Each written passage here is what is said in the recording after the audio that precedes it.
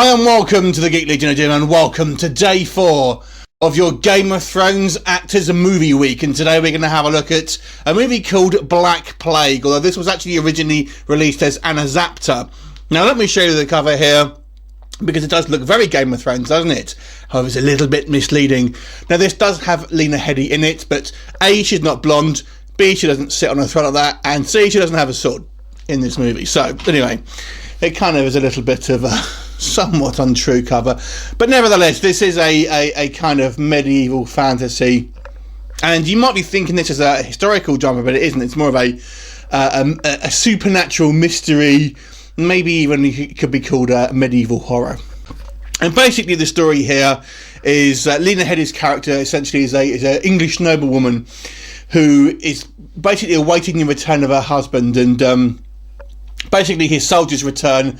I need to be told her husband has been basically taken captive by the French, but they've got a kind of seemingly kind of powerful prisoner themselves, the son of the leader of the French guys they were fighting. Anyway, so this prisoner basically is kind of a bit shrouded in mystery. Is he the son of this kind of French lord, or is he someone else? Does he have a kind of other sinister plans? You'll have to watch the movie to find out. And basically it's kind of unravelling the mystery about who this guy is and what his connection is to this kind of little hamlet and these people who live there basically.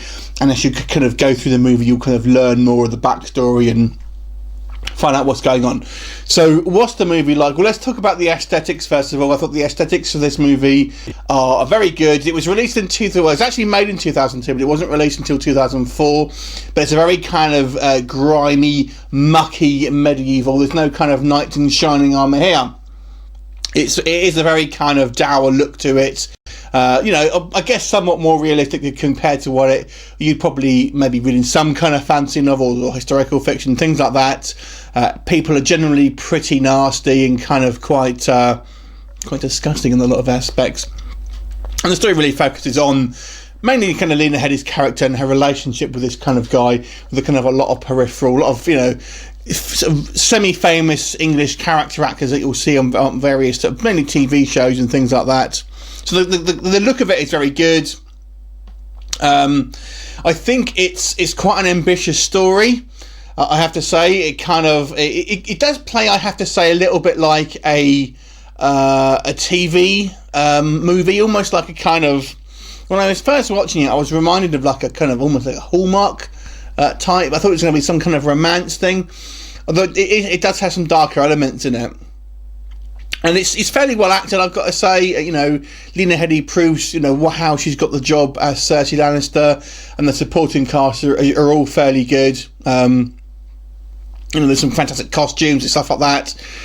The only downside I have with this film, I have to say, is it's a little bit confusing, first of all. It kind of is explained as the movie. When you finish the movie, you have a better understanding of what's going on. But whilst you're watching it, you're not kind of putting the pieces together because it's not giving you all the information.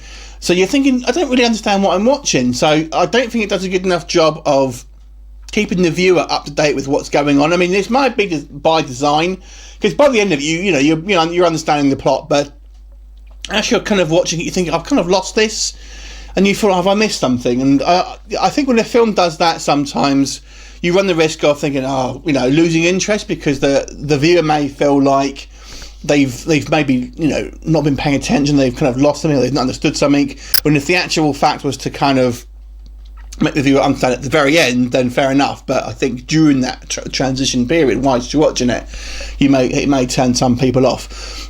I have to say, it kind of goes hand in hand with it. It does drag a little bit. Now, this isn't an action film, so don't be expecting any kind of fighting or anything like that. There's a little bit of violence in it, but for the most part, this is not an action film. This is like I say, a mystery, kind of peeling back the layers a little bit.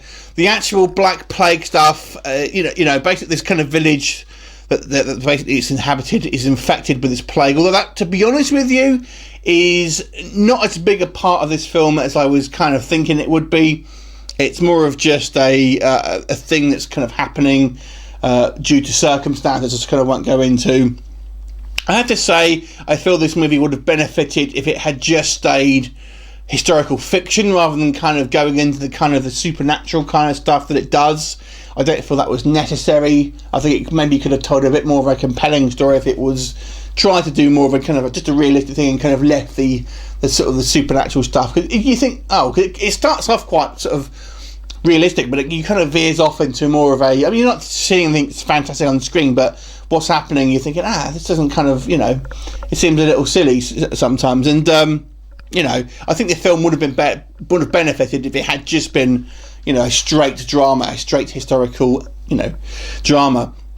But it was an interesting film. It's obviously you've got the similarly titled Black Death, which also stars a Game of Thrones alum. That's definitely a better film. This one does drag. It's not as interesting. Lena Headey does a good job in it, I have to say, though. But I'll give this movie a 5.5 out of 10. Have you seen it? What did you think of it? Leave me a comment, and I will look forward to seeing you next time. Bye for now.